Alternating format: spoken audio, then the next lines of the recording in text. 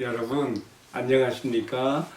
2022년 2월 12일 오늘도 하나님께서 우리에게 주시는 생명의 말씀을 함께 나누겠습니다. 제가 12장 1절부터 12절까지 가운데 7절까지를 봉독합니다. 그동안에 물이 수만 명이 모여 서로 밟힐 만큼 되었더니 예수께서 먼저 제자들에게 말씀하여 이르시되 바리새인들의 누룩 곧 외식을 주의하라. 감추인 것이 드러나지 않을 것이 없고 숨긴 것이 알려지지 않을 것이 없나니 이러므로 너희가 어두운 데서 말하는 것이 광명한 데서 들리고 너희가 골방에서 귀에 대고 말하는 것이 지붕 위에서 전파되리라. 내가 내 친구 너희에게 말하노니 몸을 죽이고 그 후에는 능히 더 못하는 자들을 두려워하지 말아라. 이어지는 말씀은 하나님을 신뢰하고 두려워하지 말 것을 참새에 비유해서 하시는 말씀입니다. 5절 마땅히 두려워할 자를 내가 너희에게 보이리니 곧 죽인 후에 또한 지옥에 던져넣는 권세 있는 그를 두려워하라. 내가 참으로 너희에게 이르노니 그를 두려워하라. 참새 5마리가 두 아사리온에 팔리는 것이 아니냐. 그러나 하나님 앞에서는 그 하나도 잊어버리시는 바 되지 아니하는도다. 너희에게는 심지어 머리털까지도 다 세신 바 되었나니 두려워하지 말라. 너희는 많은 참새보다 더 귀하니라. 아멘. 부도한 말씀을 중심으로 죄사함을 받지 못하는 성령 모독죄에 대해서 함께 말씀을 나누려고 합니다. 사실은 오늘 말씀은 크게 3가지 주제를 다루고 있습니다. 첫 번째는요, 하나님을 신뢰하고 사람을 두려워하지 말라는 것. 조금 더 구체적으로 말하면 몸은 죽이고 그 후에는 능히 더 못하는 자들을 두려워하지 말아라. 12장 4절에 나오죠. 두 번째는요, 너희에게는 머리털까지 세신 바 되었나니 두려워하지 말아라. 너희는 많은 참새보다 귀하니라. 그 다음에 세 번째가 이제 성령을 모독하는 자는 사하심을 받지 못한다고 하는 특별한 또 말씀을 하셨습니다. 이 3가지 주제를 다루는데 제가 제목으로는 제사함을 받지 못하는 성령 모독죄에 대해서 경계하는 그 주제를 제가 걸고 나왔습니다. 자, 그러면 이 3가지 주제를 하나씩 한번 다뤄보겠습니다. 첫 번째로 우리 주님께서는 지금 하나님을 신뢰함으로 두려워하지 말라는 말씀을 하십니다. 왜 이 말씀을 하실까요? 우리가 배경을 잘 이해할 필요가 있어요. 방금 앞에 문맥 말씀에서 뭐가 나왔습니까? 예수님께서 한 바리새인의 집에 점심 식사에 초대를 받아 갔어요. 그런데 그 바리새인이 정말 예수님을 존경하고 예수님께 대한 어떤 그 애절을 갖춘 그런 초대가 아니에요. 예수님께서 그 집에 들어가서 식사하지 않을 것을 다 전제로 다 아시면서도 가서 하실 말씀이 있기 때문에 들어가 식사 자리에 앉았던 것이죠. 그러면서 그 바리새인이 예수님이 손 씻지 않고 식사 자리에 앉은 것 때문에 이상하게 바라보고 마치 재리와 세린들을 대하듯이 바라보는 거기서부터 이제 예수님의 그 말씀이 촉발되어 나오죠. 바리새인들의 위선과 거짓에 대해서 너희는 마치 대접과 주발의 겉은 깨끗하지만 속에는 더러움이 가득한 것처럼 너희 속에는 악함과 탐욕이 가득하지 않느냐. 겉을 만드시니까 속도 만들지 않겠느냐 하면서 예수님께서 바리새인들에 대한 위선을 책망했습니다. 그뿐만 아니에요. 율법사들까지도 같이 이제 막 책망했습니다. 여기서 5가지 화와 저주가 나오는 것이죠. 엄청나게 충격적인 마지막 도전의 말씀을 주님이 하신 거예요. 이 말을 들은 그 당시 사회 기득권층 종교 지도자들이 가만히 있었겠습니까? 우리가 어제 말씀 그 말미에 보게 되면 이렇게 끝났어요. 거기서 나오실 때에 제가 이제 11장 53절을 읽고 있습니다. 거기서 나오실 때 서기관과 바리새인들이 거세게 달려들어 여러 가지 일을 따져먹고 지금 예수님에게 지금 막 달려들어갖고 시비를 거는 모습이죠. 54절 그 입에서 나오는 말을 책잡 보자 하여 노리고 있더라. 그러니까 한 바리새인의 집에 식사 초대 받았다가 거기서 하실 말씀을 하고 나온 것 때문에 종교 지도자들과의 사이에 지금 충돌이 일어난 것이죠. 어쨌든 당대의 그 사이를 선도하는 이 지도자들과 예수님 사이에 이 붙은 이 말의 논쟁, 대립에 대해서 사람들이 막 모여든 것 같아요. 여기 보니까 오늘 12장 1절에 보면 그동안에 무리 수만 명이 모여서 서로 밟힐 만큼 되었다 그랬어요. 여러분 지금도 몇백 명 모이기 힘들어요. 몇천 명 모이기 힘들어. 근데요 수만 명이 모였다.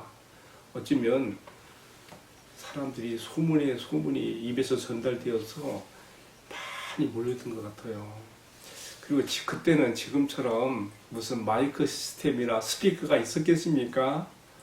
천상 입으로 나오는 말을 들어야 되기 때문에 사람들이 가능하면 예수님께 가까이 와서 말씀 들었기를 바랐기 때문에 막 밀고 들고 드는 것이죠. 그래서 사람들이 서로 밟힐 만큼 되었다. 이런 우리가 지금 분위기를 이해하면서 오늘 말씀에 들어가야 됩니다. 그때 예수님께서 많은 무리가 모인 가운데 특별히 자기의 말을 들을 수 있는 제자들에게 말씀하시는 거예요. 뭐라 했습니까? 너희는 바리새인들의 누룩, 곧 그들의 외식을 주의하라.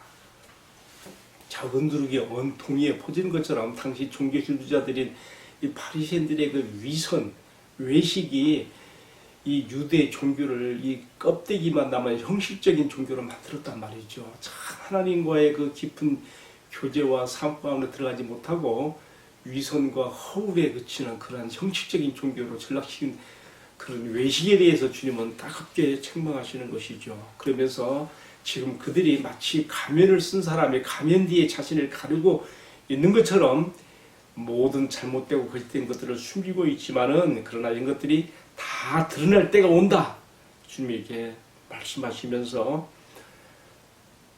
이제 주님 자신이 그런 것들을 드러내고 있잖아요. 바리새인들의 유신을 책망하며 그들이 얼마나 잘못됐는가를 지금 막 펼쳐내고 있잖아요.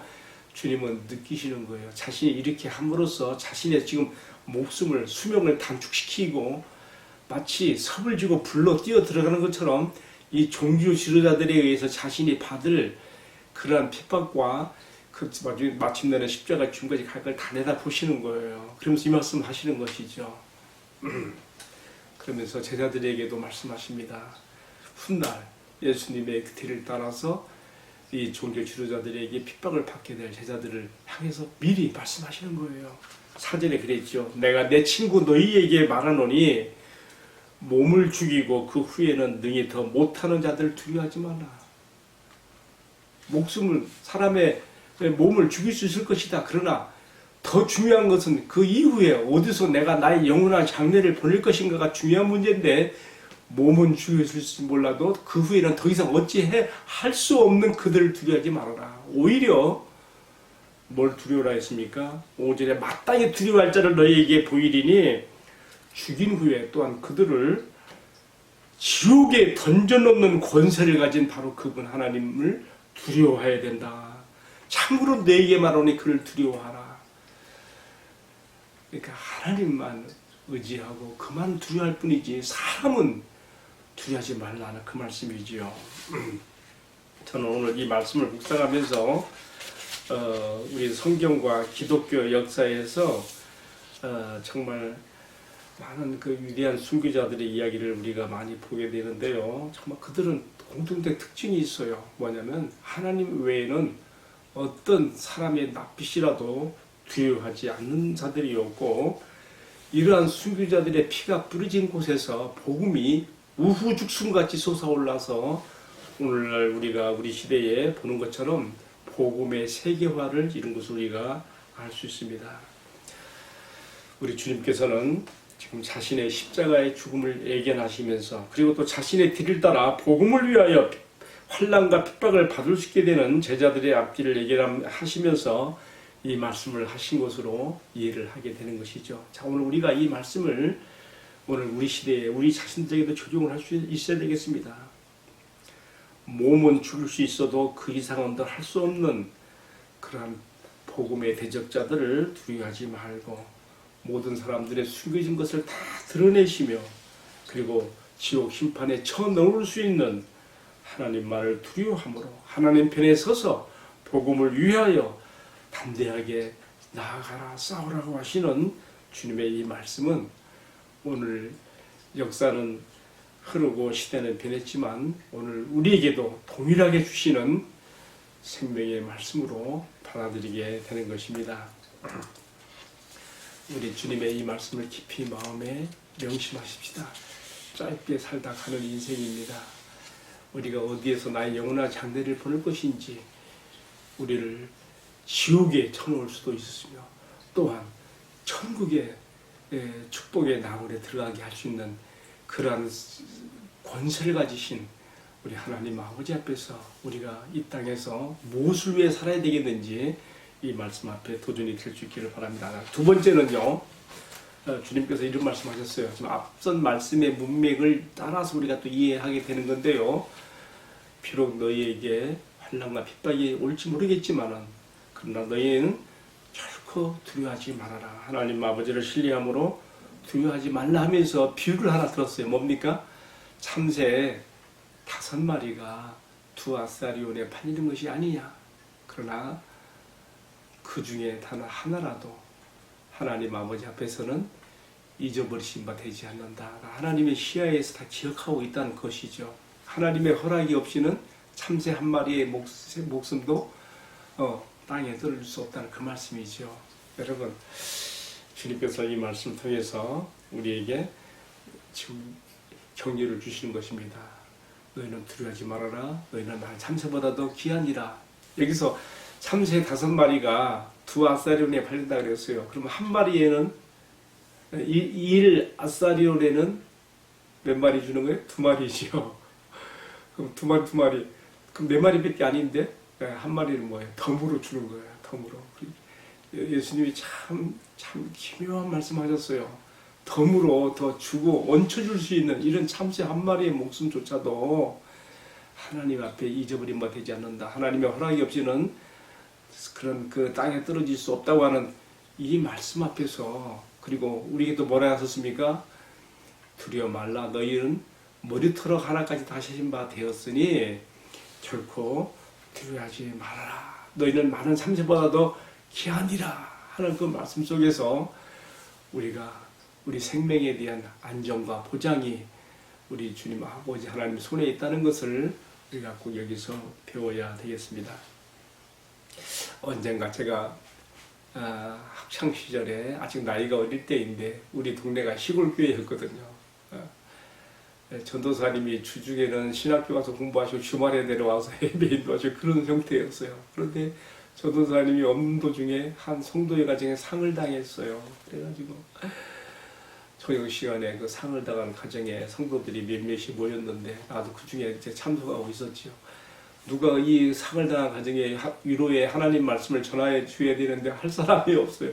그때 나이가 많은 한 할머니가 오늘 이 말씀을 전하시더라고요. 참새 한 마리가 땅에 떨어지는 것도 하나님 아버지의 허락이 없이는 안 된다고 했다. 아까 제가 한 데나리온에 한 아사리온에 2마리를 주는 참새라 그랬어요. 한 아사리온. 아사리온은요, 당시 노동자 하루 품삯이 1데나리온의 16분의 1이에요. 오늘 우리는 말하면 1센트 정도의 가치밖에 안 되는 거예요. 1센트 정도의 가치의 평가를 받지 못하는 참새 한 마리라도 하나님께서 허락하심이 아니고서는 그 생명이 땅에 떨어지지 않는 법이라고 하는데, 그 나이 많은 할머니가 이 말을 그 자리에서 하는데, 참새 한 마리의 목숨도 우리 아버지 하나님 허락이 없으면 안 되는 것인데 오늘 상을 당했다고 해서 낙심하지 말라고 다 하나님께서 다 하시는 가운데 기억되시는 바 되는 가운데 데려가신 거니까 낙심하지 말라고 그 말씀을 하시는데 내 마음이 아주 깊이 박이더라고요. 그 이후로 저는 정말 나의 생명과 안전의 보장으로서 이 말씀을 붙들게 되었어요. 여러분도 그렇게 되면 좋겠어요. 너희는 많은 참새보다 더 귀하니라. 두려워하지 말아라. 너희에게는 머리털까지 다 세신 바 되었느니라. 여러분 머리털 셀 수 있어요? 없지요. 못 세지요. 혹시 대머리이신 분들이라도 셀 수 있을까요? 못 세요. 정말 이렇게 번성에 마른 이 머리들, 그러나 우리 아버지께서는 다 세실 만큼 그만큼 세세하게 우리를 아시며 주목하시며 우리를 돌보시고 지키신다는 그 말씀 아니겠습니까? 여러분, 이 말씀을 힘입어 오늘도 정말 5분 후에 앞날도 모르는, 앞시간도 모르는 불안한 이 세상 속에서 하나님 아버지의 은혜를 힘입어 힘차게 살아가는 신앙과 삶이 되기를 축복합니다. 마지막으로 하나만 더 말씀 나눕시다. 세 번째는요, 주님께서 성령을 모독하는 자는 사하심을 받지 못한다는 말씀을 12장 10절에서 했습니다. 오늘 제가 봉독하는 말씀에는 이게 빠져 있었는데요. 그런데 이 말씀을 갑자기 이 말씀이 지금 튀어나왔어요. 왜 이 말씀이 튀어나왔을까? 앞뒤 문맥에서는 연결이 안 되는 것 같아요. 근데 우리가 앞선 11장에서 뭐가 나왔습니까? 예수님께서 말 못하게 만드는 한 벙어리 귀신 들린 자를, 귀신을 쫓아내시고 온전했을 때에 사람들이 예수님의 사역을 막 성령의 사역으로 하나님의 영의 그 참 역사하시게 된 것으로 인정하지 않고 저가 귀신의 왕 바알세불을 힘입어서 더 낮은 등급의 귀신을 쫓아내는 것이다 하고 이렇게 막 억지 소리하고 막 그렇게 비방하고 믿지 않았지 않습니까? 예수님께서 지금 모든 죄, 심지어는 인자를 거스리고 이렇게 하는 죄까지도 다 사실 받을 수 있지만은 성령을 모독하는 자는 죄사함을 받지 못하리라, 이렇게 말씀하셨습니다. 왜 이렇게 말씀하셨을까요? 제가 방금도 설명을 드린 것처럼 예수님의 하시는 그 사역과 그 말씀들을요 받아들이지 않고 그것을 의심의 눈초리로 바라보며 또 비방하고 반대하는 사람들에 대해서는 그런 사람들 스스로 사람을 구원하시기 위해서 오신 성령님의 역사를 그들은 근심하게 하는 거예요. 성령님을 근심하게 하는 거예요. 우리 에베소 4장 30절 보면 성령을 근심하게 하지 말라. 성령님이 인격이시거든요. 어떤 흉한 죄인이라도 회개하여 구원에 이르기 원하시는 성령님의 역사인데 예수님과 그의 말씀과 사역들을 이렇게 부정하고 거절하고 믿지 않고 회개의 기회로 받지 않으니 성령님을 근심하게 하는 것이죠. 근데 이런 상태에서 끝나는 게 아니에요. 사도행전 7장 51절의 말씀 보게 되면 스데반이 지금 그가 전하는 그 하나님의 말씀에 대해서 대적하는 사람들 향해서 너희는 성령을 거스리고 있다 그래서 성령을. 바로 주님과 그의 말씀을 받아들이지 않는 것은 성령을 근심하게 하는 것에서 더 나가서 성령이 거스리는 것이 되는 것이죠. 그리고 어떻게 됩니까? 그들의 마음이 강팍하게 되어서 마침내는 어떻게 해요? 데살로니가전서 5장 19절에 나온 것처럼 성령을 소멸하는 데까지 가는 거예요. 소멸. 성령님이 더 이상 역사하지 못하는 것이죠. 여러분, 우리가 이런 자리까지 가서는 안 되는 것이죠. 정말 우리가 마음을 은혜로 부드럽게 하며 하나님의 은혜로 굳게 하는 것이 정말 귀한 것입니다. 여기서부터 모든 좋은 것이 하나님의 은혜와 자비가 들어오는 거예요. 사람의 마음은 은혜로 부드러워져서 자신의 죄를 슬퍼하게 되고 하나님께서 말씀하신 지옥의 심판을 두려워하게 되며 그래서 하나님의 사랑과 자비의 표현으로 우리에게 보내주신 그 아들 예수 그리스도를 나의 구주 주님으로 모시게 되는 것이고 그래서 구원의 길로 들어서는 것인데 마음을 강팍하게 함으로써 나에게 오는 모든 좋은 것들을 다 막아버리고 하나님의 자비와 은혜를 스스로 거절하는 자가 되는 것이니 얼마나 두려운 일입니까? 성령님의 역사를 근심하고 거스리고 마침내는 소멸하는 데까지 가서 그는 죄사함을 받을 수 없게 되고 구원에 이룰 수 없게 되는 것이죠. 오늘 이 말씀을 잘 유념하여 우리가 평상시에도 하나님의 은혜로 마음을 부드럽게 하며 하나님의 은혜로 우리 마음을 굳게 하고 항상 은혜 위에 은혜를 더하여 받을 수 있는 여러분의 신앙과 삶이 되기를 간절히 기원합니다. 같이 기도하겠습니다. 마음이 온유하시고 겸손하신 주님, 내 마음이 어떠한 상황에서라도 완악하게 되고 강팍하게 되어 주님의 은혜에서 떨어지는 일이 결코 없게 하여 주시고 항상 주님의 은혜로 부드럽게 되어지고 이 은혜를 붙게 하여 은혜에 의해 더욱 은혜를 받을 수 있는 신앙과 삶이 될 수 있도록 축복해 주옵소서. 이 모든 말씀을 존귀하신 우리 주님 예수 그리스도의 이름으로 기도 올리옵나이다. 아멘. 예, 마쳤습니다. 감사합니다. 내일 또 뵙겠습니다. 내일은 주일이지만 제가 온라인 예배를 하기 때문에 온라인 말씀 설교를 전하기 때문에 방송이 나가도록 하겠습니다. 감사합니다.